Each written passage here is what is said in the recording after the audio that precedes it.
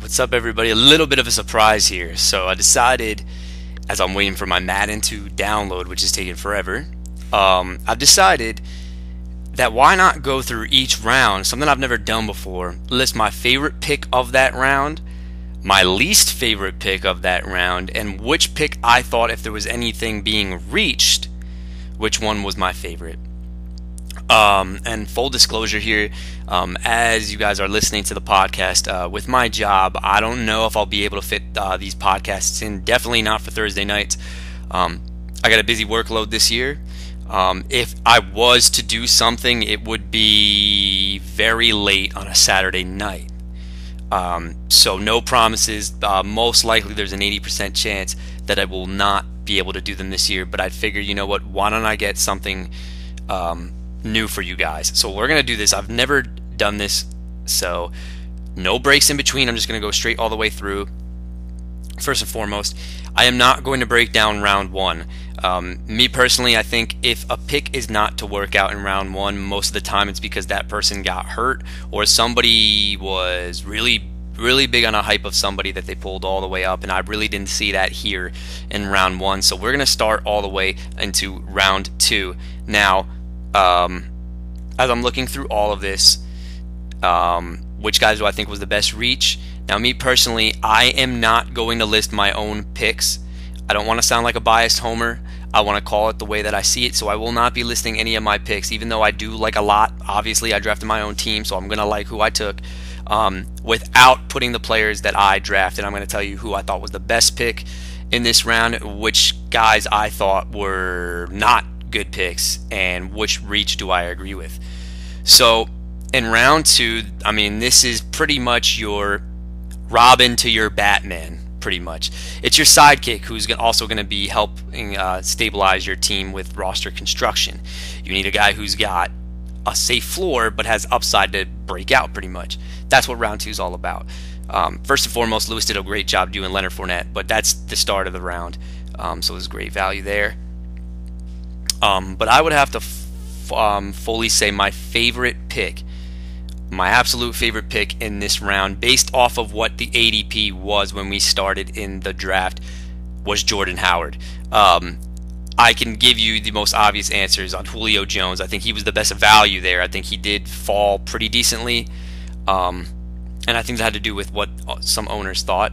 I thought Jones was the best value on the board at this point. But fully, when I look at this right now, Jordan Howard was my favorite pick. This is a guy I was actually considering at the turn. I think the guy has a chance to lead the league in running back touchdowns. He has that kind of potential. I don't see anything stopping him. The only thing that you might be worried about is if the Bears trail behind in a lot of games, because he is a little bit game script dependent, but I think they are going to use him more in the passing game this season, and I don't see why not. I actually think he does have hands. I think it's more of a mental thing with Jordan Howard. People say he doesn't catch the ball. Go look at what he did last year. It's 20 plus catches. That's fine. I mean, if you look at it, there's 16 games. You're averaging I don't know the math, but you're maybe around 1.3 catches a game, which isn't the most ideal, but it's showing that he is involved in some passing plays. He's easily my favorite pick in the second round. Least favorite pick has to go with Jerick McKinnon. I think the fact that he's already dinged up, the hype was built up in May. It was built up a little bit in June. Once the first preseason game came out, he started getting injury-related. Reports are coming out that he's not going to be the workhorse. It's going to be a 50-50 split.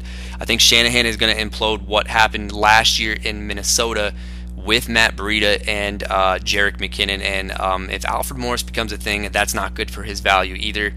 McKinnon's going to be just a floory RB2. I don't see many 15 to 20 point games out of him. If anything, I think you're getting a safe floor of 8 to 10 on an average week.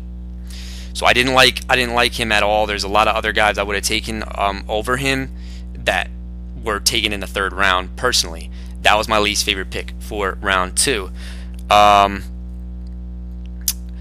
So I just gave you guys now the best reach. There's really not a lot of reaches in round two. When you look at it, McCaffrey was pulled up the board pretty high by myself. I guess you could say that. But I'm not going to do that. In all fairness, this guy did get hurt as the draft went on, but I think the best quote-unquote reach because his ADP did slip in drafts has to be my man T.Y. Hilton. I think if he's healthy, if Luck is healthy, you are getting a wide receiver one, top 10, hands down. And the best thing I like about him is he's got that boom potential. So if he does come back healthy, that was probably my favorite reach, even though it's not much of a reach at all. Moving on to round 3, I think this was, if you were at the back end of the draft, this was the most difficult round to kind of figure out how you were going to build your team. And this is what I alluded to earlier in the previous podcast, that if you went double running backs, you had to pull some receivers up the board. You had to pull some receivers up the board, myself included. That's what I had to do here. Round 3, without further ado, my favorite pick, hands down, okay, has to be, and this, I'm giving more credit not only to the pick, but to the manager who made this pick, and that's Stephon Diggs. If you were to tell me that Brian's drafted Stephon Diggs in the 3rd round, early 3rd round, I would have taken a $10 bet at least and said, no, you're crazy. But guess what? He did it, and I think that's a phenomenal pick. And with that being said, I think the best value the best value, I think, Tyreek Hill. While Diggs is my favorite, I think the best value is Tyreek Hill. I actually think that in my personal rankings, I had him ranked as my wide receiver 11. He can finish with top 10 wide receiver upside. This guy, I'm kind of having trouble to describe how I feel about him. I think he's a deep threat Antonio Brown as far as production is concerned. Skill set, no, not at all, not even close. But the way his production is set up on a week-to-week basis, he's the deep threat version of AB because they're both involved in the return game, which gives them that extra bonus.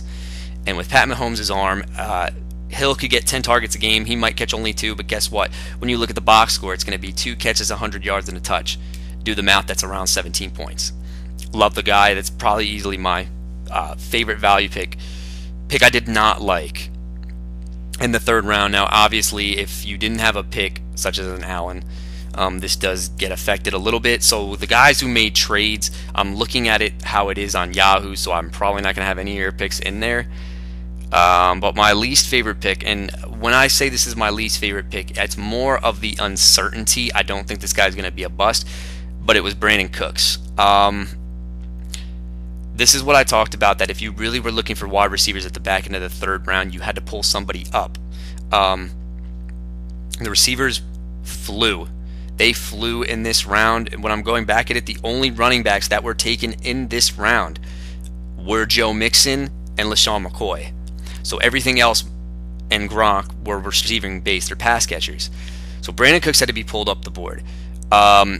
I don't think he's going to be consistent at all this season. There are going to be games where he might not even get a single catch just because the Rams and McVay, the thing that worries about him the most, Brandon Cooks that is when he's the one who's manning up the number 1 cornerbacks.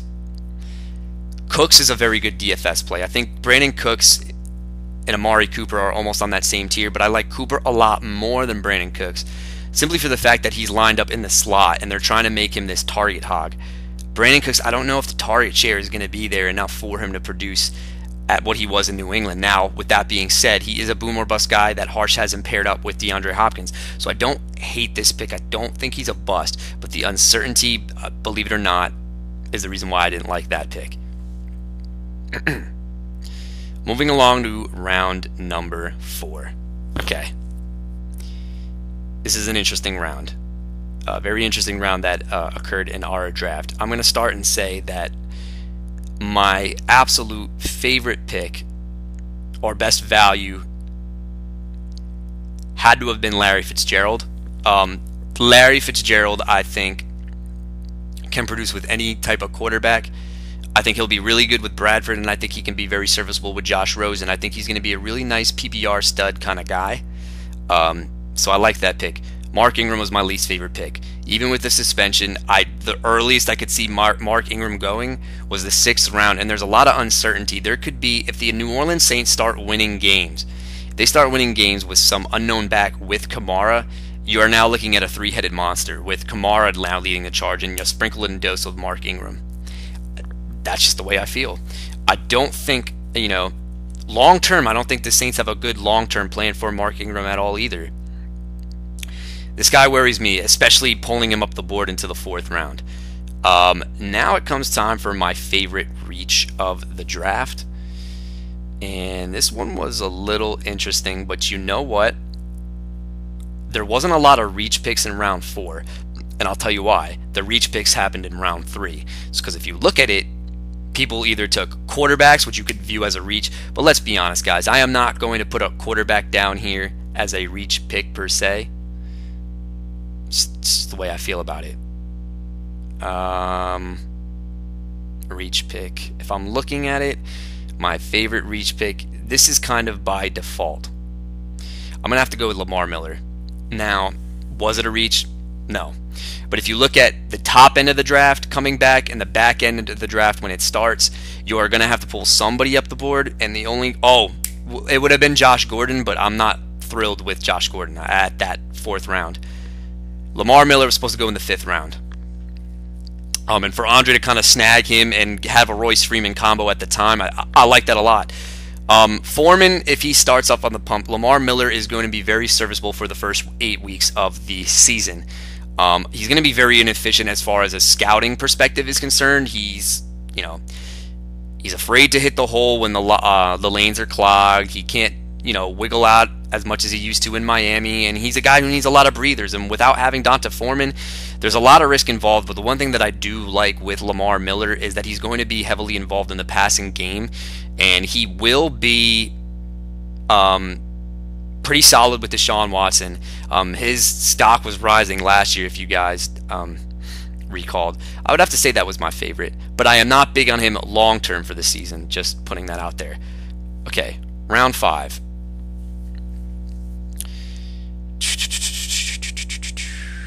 So there's a lot of interesting picks in this round. I gotta hand it to my man B again, though. My favorite pick of that round was Chris Hogan.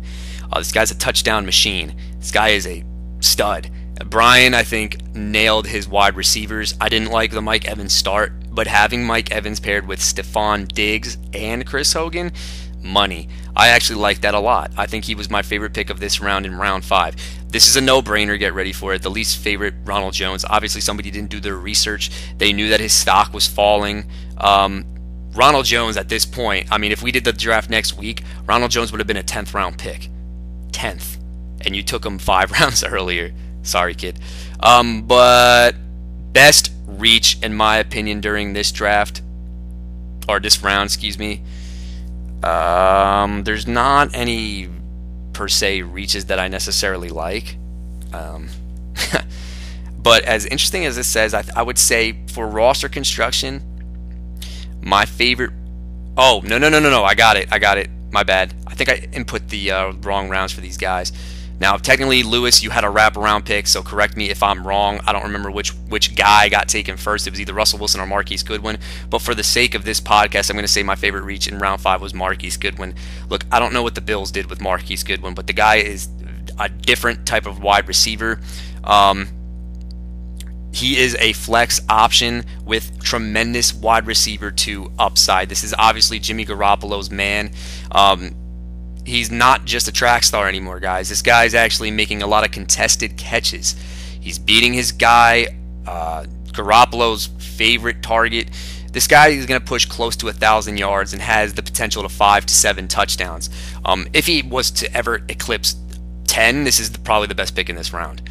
So I did like that reach a lot. And Lewis, one thing I got to say, man, is this is now 2 years in a row that you're starting to kind of go get your guy per se. I know in years past you would kind of wait for the value to fall and then you were kind of forced to take something you wouldn't. You're definitely getting a better in fantasy. This is actually now 3 years in a row, actually, because you were pretty good 2 years ago in my division. So good looks on that one. Round 6, favorite picks. So I'm kind of going off of this. The 2 teams now, if you are listening to this, the 2 teams that I am not looking at per se are Allen's, because I inputted the wrong stuff. Whatever.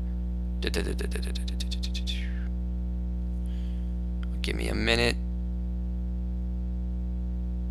Yeah, because this is all messed up. With Allen and Johnny's trades, the rounds that got inputted were all messed up. So those teams, unfortunately, won't get a lot of love. Based off of that pick, it's hard to read.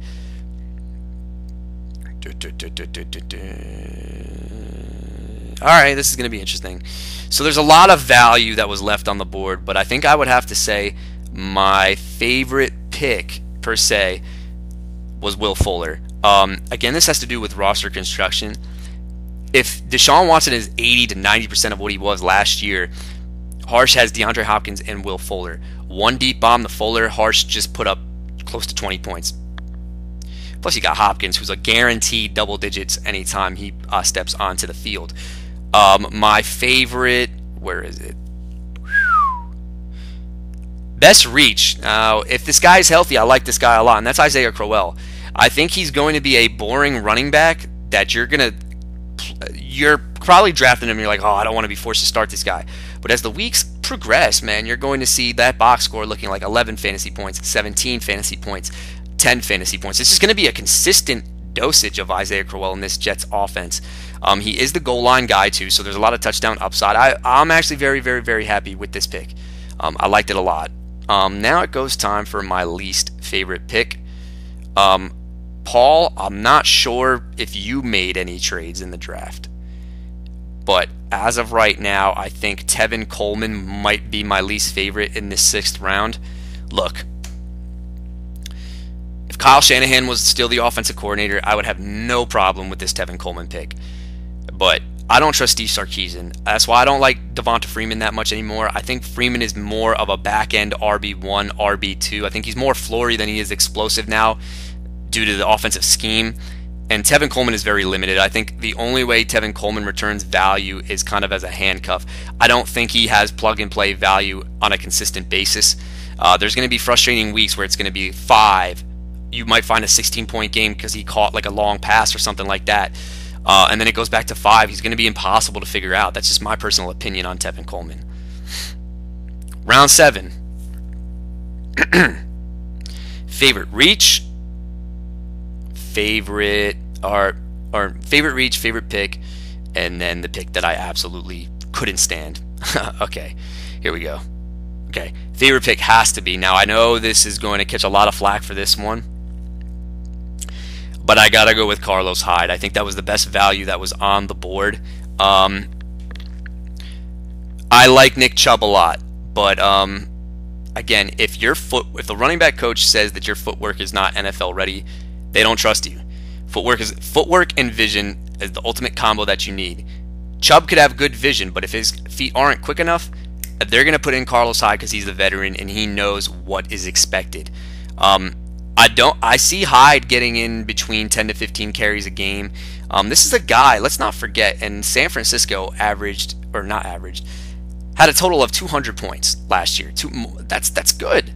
I don't expect, he's on a short leash, but for the time being, I do like this pick a lot. Least favorite pick in this draft. Why do I keep saying that? In this round, my least favorite pick in this round would have to be... Wow, this is a tough one. I'm actually going to put one of my guys in the conversation. I do like James White a little bit just because he's healthy, but I think I could have done a little bit better at that spot, but I'm actually going to have to go with Pierre Garçon. I don't think he's going to be the guy we thought he was going to be last year when he was getting all these targets. I think Jimmy Garoppolo is going to spread the ball. The only guy who's going to get the best type of targets is Goodwin because it's going to be all downfield. But I think between Pierre Garçon, Trent Taylor, and George Kittle, those are guys who are just running all crosses all over the intermediate part of the field. Excuse me. So I don't really like that pick that much. For our league settings, my favorite reach in this round had to have been... It's a close one. I'm going to give a tie between Tariq Cohen and Cooper Kupp. Kupp, I think, has the best potential to lead the Rams in touchdowns, maybe even catches. Tariq Cohen, the reason why I like this pick, no, I'm still big on Jordan Howard. He's in return yards, on kicking and punting, but yeah, I understand with the rule changes there might not be a lot of that, but hey, hear me out. This guy can catch a lot of balls. He's very explosive. Even though I love Jordan Howard, Tariq Cohen will still get on the field somehow. Okay, round 8. This is a no-brainer. Favorite pick in round 8 was Robbie Anderson. If you're telling me somebody got Robbie Anderson in round 8, I mean, or maybe I have this wrong, Johnny, because with your trades, I definitely have this wrong. There's no way Robbie Anderson was an 8th round pick. If he was, wow, that's shame on us. But with your trades with Allen, everything kind of got mixed up. So ignore what I just said there. My favorite pick, nothing really jumps out to me here.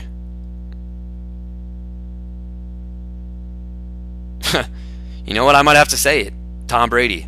I might have to say Tom Brady. I mean, everything else doesn't really jump out at me. That was, it doesn't. Because when I look at it, round 8, you had C.J. Anderson. It's like a handcuff at this point. Aaron Jones is suspended. Randall Cobb, hurt. Emmanuel Sanders is a good value, so I could nominate that one as well. Delaney Walker, hurt. Sterling Shepard was a little bit of a value in my personal opinion. I don't even think that was Robbie Anderson in round 8. Cameron Meredith. That was the reach pick I did not like. I think it was a little early. Meredith's ADP was set at 10 and 12.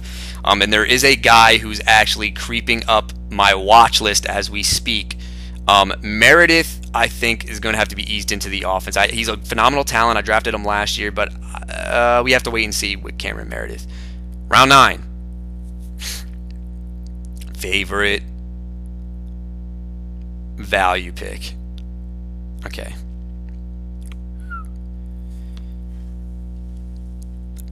This is a no-brainer for me, and it has to go with Rashard Penny. If we did the draft back in July, okay? If we did the draft back in July, Rashard Penny's ADP was climbing up into the 4th and 3rd round.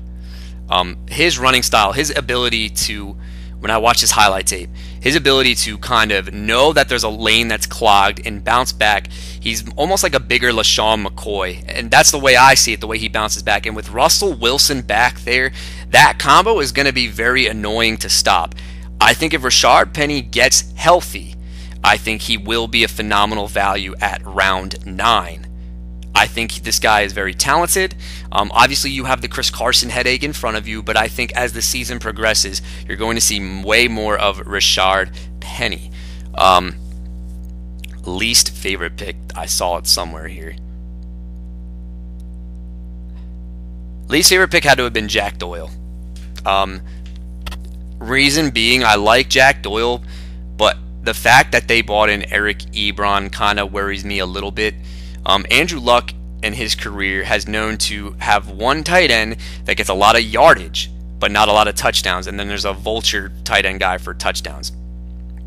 Maybe I have it reversed. Maybe it's Ebron with all the yardage and Doyle gets all the touchdowns. Regardless, it's going to cut their production in half. Doyle, I think, is going to be a guy who, when you start him every week, is going to be 5 points. I think Jack Doyle might be this year's Gary Barnage when Gary Barnage broke out and just did nothing the next season. He's kind of on my semi-bust list. Best reach is a tie between 2, and I'm going to have to go with a guy that's not my guy. I honestly love and adore Anthony Miller at this reach pick right here, but I'm going to have to actually go with John Brown. If Joe Flacco is still the quarterback, I think John Brown is going to have a phenomenal season. Okay, maybe I'm overstepping it a little bit. Maybe not phenomenal, but he could finish within the wide receiver 3 conversation, a boomer bust wide receiver 3, and if you look at the matchups and you see a really weak defense, plug him in, because that's what I think is going to happen. Moving along to round 10, this is where things got very interesting. This is Harsh's favorite part of the draft.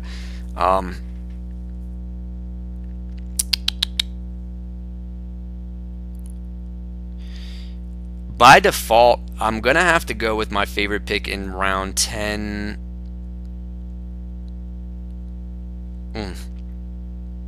Oh, you know what? I'll give props to the man. It's a tie between Mike Williams and Trey Burton. And why am I saying it's a tie? Because these are guys who can potentially actually lead their team in touchdowns, receiving-wise. Mike Williams is a big dude.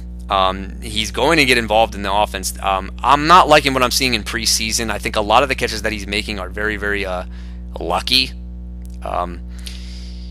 He's still he's not as fast. I think they wanted him to be a little bit faster, but on the second thought of this, Trey Burton with Adam Shaheen or whatever, he's now the clear clear-cut go-to guy over the middle of the field for Mitchell Trubisky. Trey Burton's upside, I at first was a little off. Now I'm pretty big on it. So that's what I have to say about Trey Burton. The guy I do not like here would have to be... man, this is tough. As much as I want to say Marlon Mack in round 10 isn't that bad. I mean, he is hurt, but did all the Colts backs go in this round? Or one was taken on the next round? Least favorite pick. You know what? My least favorite pick would have to be Ty Montgomery. I don't understand why people think this guy can bounce back. This is my personal opinion. It's not set in stone. But when they went last year and drafted 2 running backs, that's the future. Ty Montgomery is going to be a gadget player, but I think the year he was a cheat code 2 years ago was because they had no other running backs. So they were forced to use a guy like Ty Montgomery. And the offensive coordinator had to get very, very, very creative. Ty Montgomery might have a game or 2 this year where it's like, oh, wow, Ty Montgomery again. But it's not for me.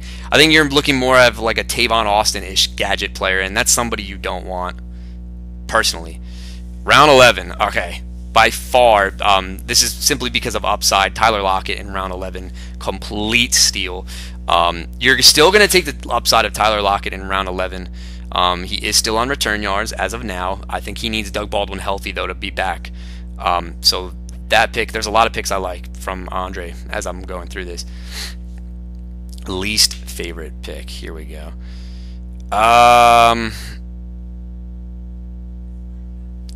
Would have to probably be Samaje Perine.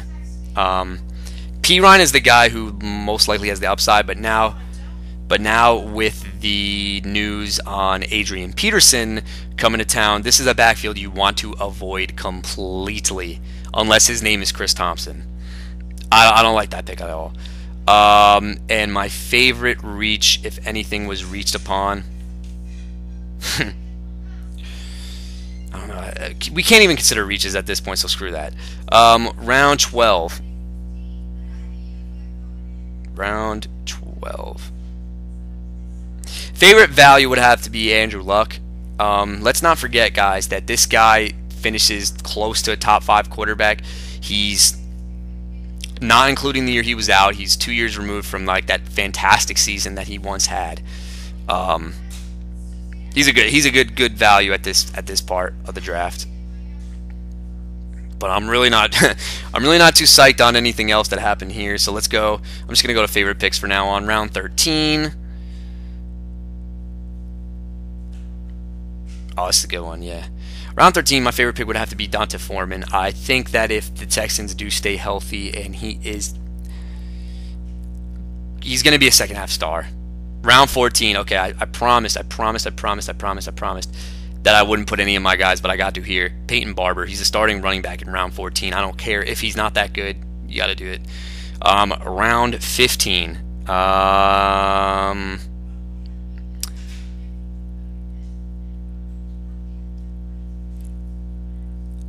the value of Garoppolo was ridiculous, but I'm actually going to have to give it to Big Ben Roethlisberger. I actually think Ben has a phenomenal year this year. With the addition of James Washington, a full year of him learning the playbook in Juju Smith-Schuster, and the beast known as AB. Gotta love it there. And then if we want to go technical here, I think upside alone, my favorite pick in round 16 had to have been Patrick Mahomes 2. Obviously the second. Just throwing in a little joke there. So, I know that was pretty quick. Hope you guys enjoyed it, and I'll see you guys next time.